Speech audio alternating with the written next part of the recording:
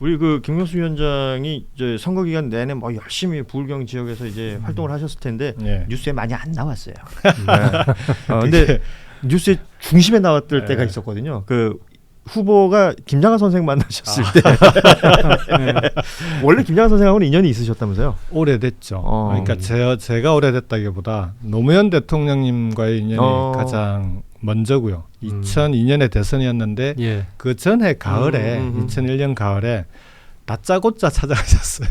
왜냐하면은 김장하 쌤이 정치인이 찾아와서 뵙고 싶다고 연락을 안 드리면 만나시잖아요, 정치인은. 아예 안 만나셨어요. 바쁜 사람들이 뭐하러 오냐고. 그러니까 노 대통령님께서 이제 가서 꼭 뵈야 되겠는데 약속을 안 잡아주시니까 아예 이제 그 한약방에 계신지만 확인하고 그러고 그냥 다짜고짜 찾아가셨던 거예요. 원래는 다짜고짜 찾아가셔도 이제 곧 오신답니다 뭐 이런 연락이 되잖아요. 그러면은 원래는 피하셨는데 네. 그날 안 피하시고 계시면서 노 대통령님 이제 그때는 후보도 아니었죠. 근데 그 만나셔서 얘기를 나누셨다고 하더라고요. 그러고 나서 이제 대통령님 서거하신 뒤에 이제 저하고의 인연은 이제 그때 서거하신 뒤에 묘역을 조성할 때 왜 국민박석으로 묘역을 예, 조성하지 그렇죠. 않았습니까? 그래서 이제 박석 신청 마지막 단계인데 혹시 꼭 박석을 신청해야 되는 인연이 있는 분인데 못하신 분은 없는지 체크를 해보니까 김장하 선생님이 계신 거예요. 예. 그래서 이제 문재인 당시 이제 이사장님께 연락을 드려서 김장하 선생님이 빠지셨는데 한번 좀 통화를 한번 해주시면 좋겠다 그래서 그때 문재인 이사장님이 김장하 선생님하고 통화해서 박석을 신청하시면 어떻겠냐라고 그 정도 여쭙더니 흔쾌히 박석을 신청하셔서 그때 이제 박석이 있습니다. 그래서 이제 그 뒤에 저는 이제 진주에 가게 되면은 한 번씩 이제 찾아뵙고 인사도 드리고 전화도 드리고 이제 이렇게 해왔는데 이번에 그럼 이재명 후보하고 이렇게 만나셨을 때는 어떤 이야기 나누셨습니까? 그 이재명 후보 만나기 전에 이제 그 일주일 전에 제가 만나서 이재명 후보 한번 보시는 게 어떻겠냐 그랬더니 안 그래도 여러 사람들이 보는 게 좋겠다고 얘기를 하던데 보는 게 맞겠다라고 그럼 김 지사가 추진해 주시게 해서 이제 일주일 만에 추진이 됐고요. 그날 만나셨을 때는 뭐 보도도 많이 나왔는데 제일 보도가 많이 나온 게 이제 입안에 든 밥에 돌이 들었다라고 하는 그 일화를 말씀을 하신 건데 그 뭐 해석은 여러 가지가 있는데요.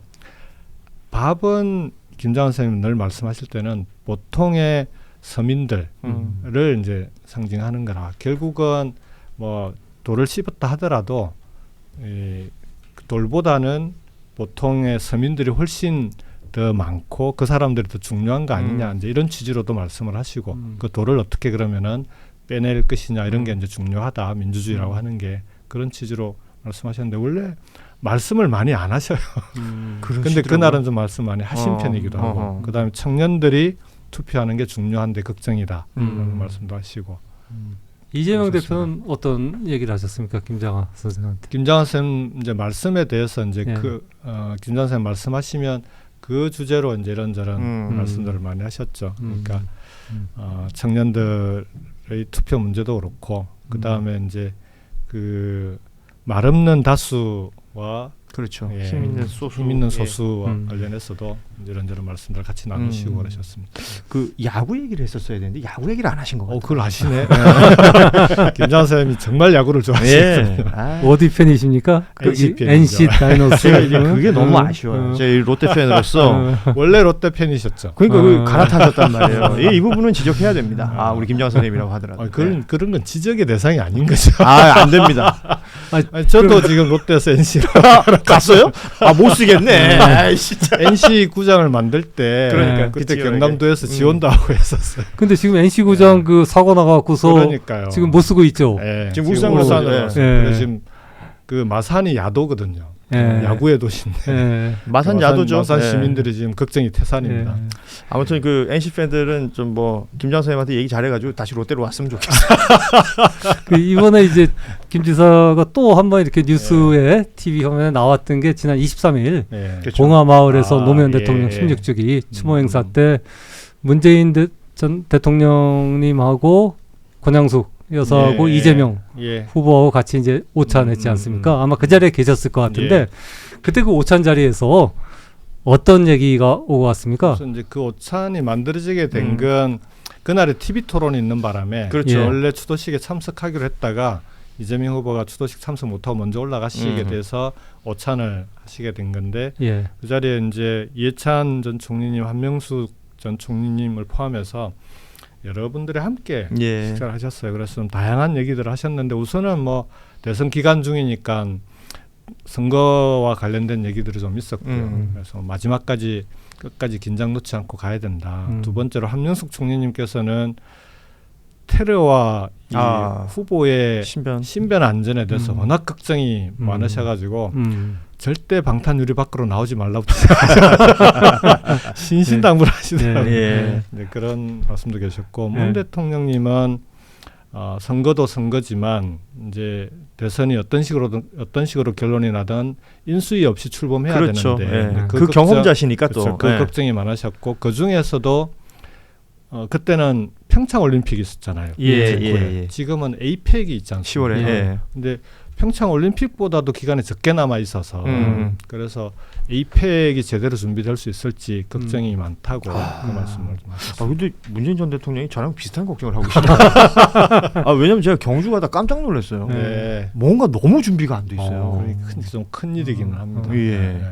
아니, 권양수 여사는 뭐라고 그러셨습니까? 이재명 후보한테. 뭐 하여간 건강 조심하면서 예. 마지막까지 선거 잘 치르시라고 덕담하시죠. 그 얘기를 좀 했으면 좋겠어요. 진짜 이번에도 인수위 없이 그냥 바로 시작이 돼야 되기 때문에 뭐 문재인 전 대통령도 경험이 있으실 테고 그리고 그 민주당 내에는 그때 경험이 있으셨던 분들이 있으니까 뭐 그때와 지금의 또 차이점이 있을 것이고요. 그렇죠.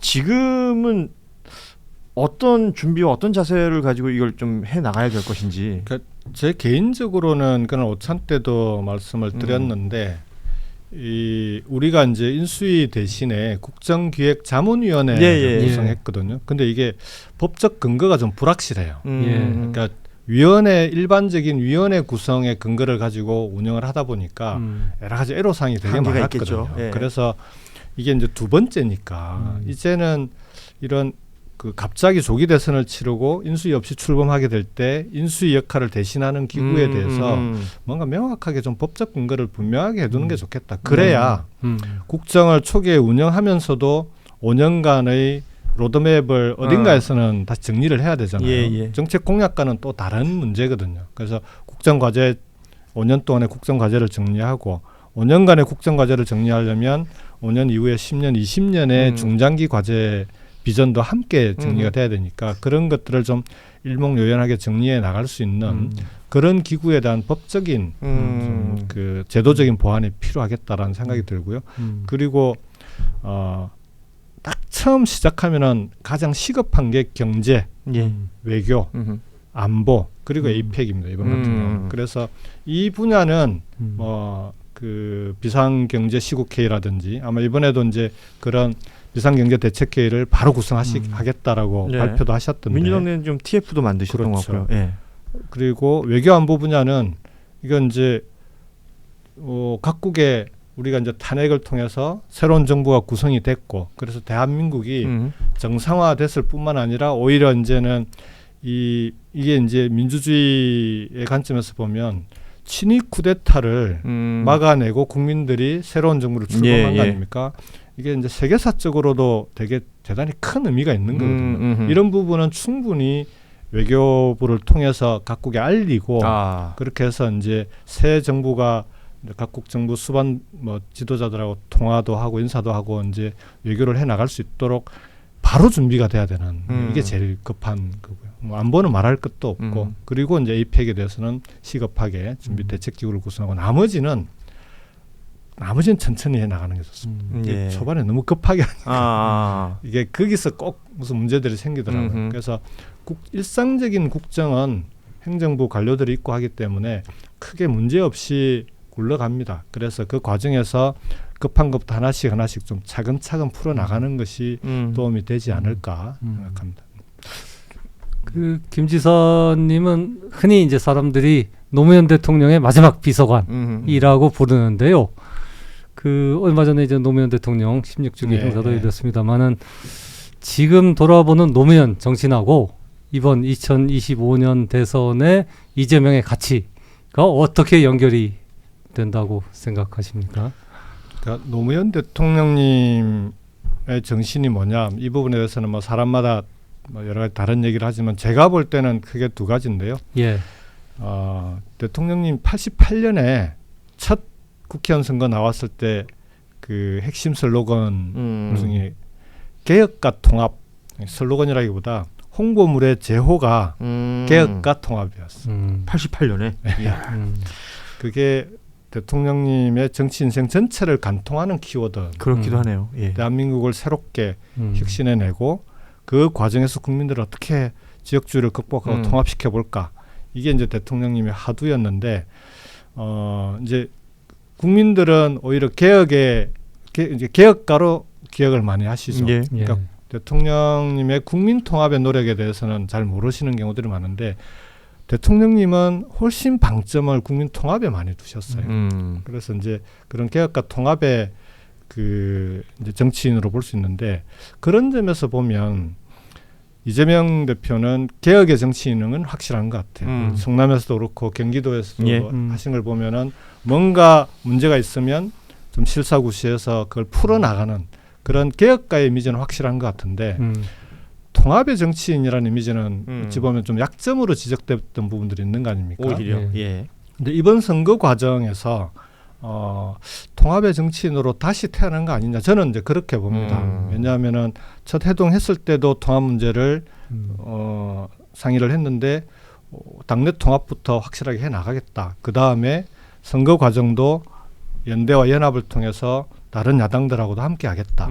이후에 국정 운영도 통합적인 정치를 해 나가겠다라고 그때부터 얘기를 예. 하더라고요. 그리고 실제 지금 그걸 하나씩 구현해 나가고 있고 그리고 그 과정에서 사실은 이제 보수층의 인사들도 다 받아들이면서 빅텐트 말로는 국민의힘이 훨씬 많이 하는데 정작 텐트는 여기 있어요. 예. 그렇죠. 저쪽은 좀 빈 텐트고. 그래서 이렇게 해서 앞으로 남아있는 과제는 정말 국정 운영에서 이런 좀 통합의 정치 이번 선거 과정에서 함께 했던 사람들과 함께 풀어나가는 그런 노력들이 좀 경주가 이제 진행이 되면 그러면 개혁과 통합이라고 하는 노무현 대통령의 그 어떤 염원이나 노무현 정신과 좀 일맥상통하는 그런 정치, 그런 국정 운영이 가능하지 않을까 그렇게 생각합니다. 네. 지금 제가 그 오후 4시 기준으로 네. 사전 투표율을 보니까 15.72%예요. 예. 이거 확실히 예년과 달리 이 투표율은 뜨겁다라는 생각이 듭니다. 우리 김경수 총괄 선대위원장 모시고 이런저런 이야기 나눠봤는데 시간이 거의 다 돼가지고요. 네. 그거 하나 좀 이게 어쨌든 막판에 지금 가장 관심 중에 하나가 어쨌든 김문수 이준석 단일화 아니겠습니까? 예. 근데 엊그제 이준석 후보가 굉장히 이제 큰 논란을 불러일으켜갖고 이게 단일화에 어떻게 작용할지도 굉장히 좀 관심이 가는 것 같아요. 어떻게 보세요? 저는 사실은 제가 이준석이라면 단일화는 끝까지 안 할 거다. 뭐 언론 인터뷰 과정에서도 그렇게 했고 아마 이준석 후보도 바보가 아닌 다음에는 그렇게 하지 않겠냐. 그렇게 봤던 건데 3차 TV 토론 이후에 기류가 많이 바뀌었어요. 그러니까 지금 끝까지 완주하게 되면은 이 문제로부터 벗어나기 어렵게 돼 있는 상황인 것 같고 본인은 사과를 했다고 하지만 사과의 과정도 저렇게 사과해서는 이 문제가 정리되기 어렵고 그러면은 단일화를 통해서 이걸 풀려고 하지 않을까 이런 좀 예상도 하게 되고요. 그래서 조금 오기 전에 보니까 김민석 본부장하고 이재명 후보도 페북에 곧 단일화가 될 것 같다라고 그렇게 글을 올렸더라고요. 그 뉘앙스가 있었어요. 그래서 아마 그런 방향으로 가지 않을까. 그리고 제가 어제 창원에서 이제 들은 얘기 중에는 창원이 이제 명태균 씨가 있는 거다. 그렇죠. 지금 나와 있기도 하고. 이준석 후보하고는 통화를 가끔씩 한다는 거예요. 계속 연락이 취해진다. 지금도 그러면서 명태균 씨가 이준석 후보한테는 단일화를 하는 게 좋겠다고 조언을 했다더라. 이렇게 얘기를 해주더라고요. 그래서 이게 단일화가 될 수도 있겠네. 그 관련 이야기는 창원에서 훨씬 더 왕성하게 나오니까요. 지금 뭐 다니고 있으니까. 저는 개인적으로 명태균 씨를 아예 모르는데 주변에 보니까 명태균 씨하고 가까운 분들이 생각보다 많이 있더라고요. 참. 예. 근데 단일화 되더라도 지금 이 선거 구도는 어쨌든 12.3 내란에 대한 심판 그렇죠. 선거 아니겠습니까? 이 구도는 뭐 바뀔 수 없는 이준석 거니까요. 후보를 지지했던 분들이 단일화하면은 100% 김문수 후보 지지로 갈 거다. 이게 정치인들의 오만인 거죠. 국민들은 그렇지 않습니다. 그럴 수가 없는 지지하는 이유가 다 다르기 때문에 내란에 대해서 이준석 후보가 선을 그었기 때문에 이준석 후보를 지지하는 분들도 계시는데 그런 분들이 단일화했다고 김문수 후보로 바로 갈 수 있겠습니까? 저는 뭐 아닐 거라고 봅니다. 예, 지금 사전 투표가 진행이 되고 있는 이 시간에도 단일화 얘기를 하고 있으니까 참 묘한 선거 얘기는 틀림이 없습니다. 자, 끝으로 지금 사전 투표 진행되고 있고 내일 저녁 6시까지 사전 투표는 진행이 됩니다. 아시다시피 신분증만 있으면 전국 어디서나 사전 투표하실 수 있고 토요일엔 사전 투표가 없다는 걸 많은 분들이 지금 강조하고 계시더라고요. 확인해 주시면 좋을 것 같은데 지금은 이제 뭐 이미 한 표 행사하신 분들도 있고 또 가실 분들도 있습니다. 끝으로 왜 이재명인가? 이 얘기하면서 마무리했으면 좋겠습니다. 전 세 가지 이유인데요. 하나는 지금이 대단히 심각한 국가적 위기, 경제적 위기 상황입니다. 이럴 때는 위기 극복의 적임자를 뽑아야 됩니다. 근데 이재명 후보 하면 제일 위기 극복, 탁월한 위기 극복 능력을 보여준 사람이죠. 증명해온 사람이고 두 번째가 우리가 풀어야 될 산적한 과제들이 많은데 이런 과제들을 하나씩 풀어나가려면 유능한 일꾼이어야 되거든요. 그러니까 지금 나와 있는 후보들 중에 누가 가장 유능한 일꾼이냐 그걸 일로서 증명했던 사람이 누구냐 마지막이 아까 말씀드렸던 대로 국민들을 다음 정부는 포용하고 통합해 나가는 그런 정부가 꼭 돼야 되는데 이 갈등을 풀어나가려면 그동안 이재명 후보가 그 부분이 취약점이라고 얘기를 해왔는데 이번 선거 과정에서 그 부분도 확실하게 국민들로부터 좀 신뢰감을 줄 수 있을 정도로 풀어나가고 있는 거 아니냐 그런 점에서 이번에는 그래서 지금은 이재명입니다 이렇게 말씀드릴 수 있을 것 같습니다. 네. 자 오늘 찬수 인터뷰 우리 김경수 민주당 총괄선대위원장과 함께 했습니다. 오늘도 끝까지 동접 유지해 주시면서 댓글 남겨주신 분들 고맙습니다. 생각보다 많이 안 빠졌어요. 그렇습니까? 빠지긴 했다는 얘기.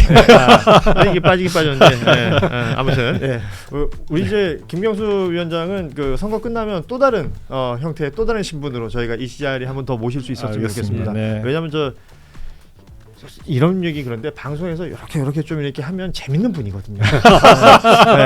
제가 나름의 핸들링이 가능한 분이죠. 저희가 다음에 재밌게 한번 우리가 그런 관계였나요? 한번 모실 수 있었으면 좋겠다 싶고요. 오늘 시간 내주셔서 고맙습니다. 예, 고맙습니다. 자, 우리 박찬수 대기자도 고생 많으셨고요. 오늘 뉴스다이브는 여기서 마무리하고 저희는 내일 오후 3시 30분에 다시 찾아뵙겠습니다. 고맙습니다. 고맙습니다. 수고하셨습니다. 수고하셨습니다.